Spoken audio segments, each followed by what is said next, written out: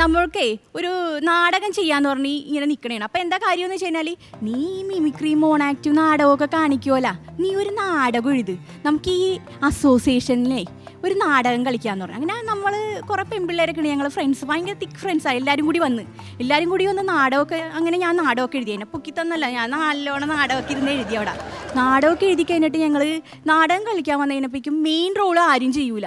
ഞങ്ങൾ അടുത്തുള്ളൊരു ആൻറ്റിയുടെ അടുത്ത് പോയി പറഞ്ഞു, ആൻറ്റി ഈ നാടകം കളിക്കാൻ പറ്റുമോ? എന്തിനാണ് ആൻറ്റി, ഇല്ലെങ്കിൽ നാടകം പൊളിഞ്ഞോ ആൻറ്റി എന്ന് പറയും. അപ്പോൾ ആൻറ്റി പറഞ്ഞു, ഞാൻ വരാടി, ഞാൻ കളിക്കും, ഞാൻ സൂപ്പറാണെന്നേ, ഞാൻ നമ്മുടെ ഇന്നസെൻറ്റിൻ്റെ കൂടെ പഠിച്ചതാണെന്നേ, ഞാൻ വന്ന് കളിച്ച് തന്നോണ്ട് ഈ നാടകം എന്ന് പറഞ്ഞു. അങ്ങനെ ആൻറ്റി റെഡിയായി. ആൻറ്റിനെ ഞങ്ങൾ നാടകമൊക്കെ പഠിച്ച്. അപ്പോൾ പ്രായത്തിൻ്റെ ഇതുകൊണ്ട് ഇടയ്ക്ക് ഡയലോഗ് മറന്നു പോകും. അപ്പോൾ പറഞ്ഞു, നമുക്ക് കുഴപ്പമില്ല, സ്റ്റേജിൻ്റെ ബാക്കിൽ നിന്ന് ശരിയാക്കാമെന്ന് പറഞ്ഞു. അങ്ങനെ ശരി, ഞങ്ങൾ നാടകം കളിക്കേണ്ട ദിവസം വന്ന്, അതൊരു ന്യൂ ഇയറിൻ്റെ ടൈമിലായിരുന്നേ.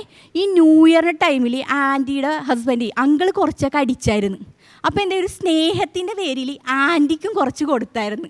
ആൻറ്റി അങ്ങനെയൊക്കെ ഒരു പോസിലൊക്കെ അവിടെ ഇങ്ങനെ നിൽക്കണമായിരുന്നു. അങ്ങനെ ആൻറ്റീനെ എന്ത് ചെയ്ത് ഒരു ചെയറിലൊക്കെ ഇരുത്തിയിട്ട് അങ്കിളൊക്കെ എങ്ങാണ്ട് പോയി. അപ്പം ഞങ്ങൾ ഈ നാടകം തുടങ്ങേണ്ട സമയമായി. അപ്പം നോക്കിയപ്പോൾ ആൻറ്റിനെ കാണാനില്ല. ആൻറ്റി കയറേണ്ട സമയമായി സ്റ്റേജിൽ. ആൻറ്റി എവിടെ നോക്കിയിട്ട് കാണാനില്ല. പിന്നെ ഞാനും എൻ്റെ ഒരു കൂട്ടുകാരത്തിൽ പോയി അന്വേഷിച്ചൊക്കെ കഴിഞ്ഞ് ആൻറ്റി നോക്കിയപ്പോൾ ഒരു കസേരയിൽ ഇങ്ങനെ ഇരിക്കുന്നു.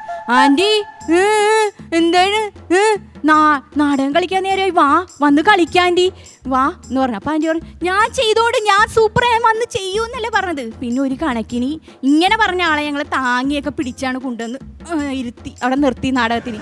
അപ്പോൾ ആൻറ്റിയുടെ സീനാണേ. അപ്പോൾ ഇപ്പുറത്തേക്കണ എൻ്റെ കൂട്ടുകാരത്തിയുടെ വെടി കൊണ്ട് ആൻറ്റി വീഴും, അതാണ് കേട്ടോ സീൻ.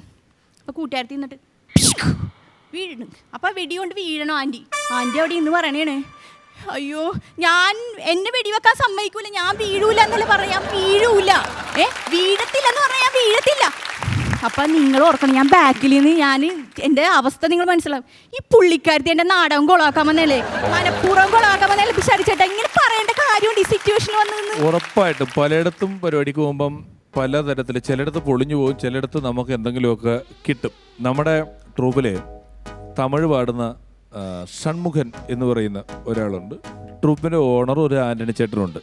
അപ്പം ഒരു തവണ ഞങ്ങൾക്ക് ഈ തമിഴ്നാട് ബോർഡറിലുള്ളൊരു സ്ഥലത്ത് ഒരു പ്രോഗ്രാം കിട്ടി. അപ്പോൾ പ്രോഗ്രാം കിട്ടി, ഞങ്ങൾ അവിടെ പോയിട്ട് ഈ തമിഴ് പാടുന്ന ഷൺമുഖൻ അപ്പോൾ ആ സമയത്ത് അതാണ്ട ഇതാണ്ട അരുണാചൽ എന്നാത്താണ്ടൊക്കെ പാടി ഭയങ്കര പുള്ളിയാണ്. ഷൺമുഖൻ്റെ അംഗം പെട്ടാണ് ആ സമയത്ത് കിടക്കുന്നത്. അപ്പോൾ ആൻ്റണി ചേട്ടൻ മലയാളം പാട്ടുകളും അത്യാവശ്യം ഇടയ്ക്കൊക്കെ പാടുന്ന ആളാണ്. അങ്ങനെ ഈ തമിഴ്നാട് ബോർഡറിൽ ചെന്നിട്ട് ആദ്യം തന്നെ ഷൺമുഖൻ ഒരു പാട്ട് പാടിയപ്പം ഈ ഒരു പ്രേക്ഷകരിൽ ഒരാൾ ഓടിക്കയറി വന്നിട്ടൊരു നോട്ടുമാല ഷൺമുഖൻ ഇട്ട് കൊടുത്തു. അത് ബാക്കിയുള്ളവർക്ക് ആർക്കും അത്ര സൂചിച്ചില്ല. പിന്നെ പോട്ടെ, ഷൺമുഖം പാടി ഒരു നോട്ടുമാലയായി. അത് കഴിഞ്ഞാൽ ആൻ്റണി 2 മലയാളം പാട്ടൊക്കെ പാടി. അത് കഴിഞ്ഞിട്ട് വീണ്ടും ഷൺമുഖം വന്ന് അടുത്ത തമിഴ് പാട്ട് പാടി. അയാൾ കയറി രണ്ടാമതൊരു നോട്ടുമാല ഇട്ട് കൊടുത്ത്. അത് ട്രൂപ്പിലൊരു ഇച്ചിരി പ്രശ്നമായി. ഇനി ഷൺമുഖനെ ഇനി വെറുതെ പാടിക്കണ്ട കേട്ടോ എന്നൊക്കെ. ശരിക്കും ഇനി 5 പാട്ടുണ്ട് ഷൺമുഖൻ, ഇവർ പാടിക്കണ്ടെന്നൊക്കെ പറയാൻ തുടങ്ങി പൈസ കിട്ടണ കാരണം. പിന്നെ ആൻ്റണി 2 മലയാളം പാട്ട് പാടി. ഷൺമുഖൻ അടുത്ത പാട്ട് പാടിയപ്പോൾ ഇയാൾ 500ൻ്റെ നോട്ടൊക്കെ വെച്ചിട്ട് ഒരു മാലയും കൂടെ കൊണ്ടുവന്നങ്ങ് ഇട്ടു. ഇതോടുകൂടി ആൻ്റണി അസ്വസ്ഥനായി. ആൻ്റണി തമിഴ് സുന്ദരി എന്നൊക്കെ പറഞ്ഞ മലയാളം പാട്ട് പാടാൻ വേണ്ടി പോകും, കുറച്ച് ചെറിയ 2 കൂടെ ഉള്ളത്. എന്നിട്ടും ഈ ഷൺമുഖന് തന്നെ മാല ഇട്ടിക്കൊണ്ടിരിക്കുക. കുറേ മാല ഇട്ടിക്കഴിഞ്ഞ് ഈഗോയെ അടിച്ചിട്ട് അസൂയ മൂത്തിട്ട് ആൻ്റണിക്ക് ഭ്രാന്തായിട്ട് എന്ത് ചെയ്യണമെന്നൊക്കെ നിൽക്കുമ്പോൾ ഷോ കഴിഞ്ഞപ്പം ഈ മാല ഇട്ട ആൾ സ്റ്റേജിൻ്റെ ബാക്കിലൊക്കെ വന്നിങ്ങനെ ഷൺമുഖ എവിടെ, ഷൺമുഖങ്ക എന്നൊക്കെ ചോദിച്ച് ഇങ്ങനെ വന്ന് നിൽക്കുക. അപ്പോൾ ആൻ്റണി ചേട്ടൻ പൊള്ളിയോട്, ഹലോ മോശമാണ് ബൈ, മോശം പറയുന്നതുകൊണ്ടൊന്നും തോന്നരുത്, ഞങ്ങളെല്ലാവരും കലാകാരന്മാരല്ലേ, ഇവിടെ ഉള്ള എല്ലാവരും, നിങ്ങൾ കാണിച്ച എല്ലാവരും പാട്ടല്ലേ പാടിയത്, ഷൺമുഖൻ മാത്രമാണോ ഇവിടെ പാടിയത്, വളരെ മോശമായി പോയി ബൈ എന്നൊക്കെ പറഞ്ഞപ്പോൾ അയാൾ പറഞ്ഞല്ല, എന്നാ എല്ലാവരുടെയും പാട്ട് വളരെ നല്ലായിരുന്നത്, എന്താ പാട്ടൊന്നുമല്ല പരുവല്ലേ, എന്നോட തമ്പി ഒരാൾ ഇറந்து പോച്ച്, അയാളുടെ അനിയൻ മരിച്ചുപോയി, അവരുടെ പേര് ഷൺമുഖം, ഇവരെ இந்த மாதிரி സ്റ്റേജിൽ വന്ന് ആടത് പാടത് അതെല്ലാം பார்க்குമ്പോൾ ഞാൻ ഇറந்து പോണ തമ്പി മാതിരിയേ തോന്നുന്നത്. തമ്പിയുടെ പേര് ഷൺമുഖം, എൻ തമ്പിയുടെ പേര്, അതിനകത്താൻ இந்த മാലയെല്ലാം ഞാൻ പോട്ടെ എന്നൊക്കെ പറഞ്ഞപ്പോൾ ആൻ്റണി ചേട്ടൻ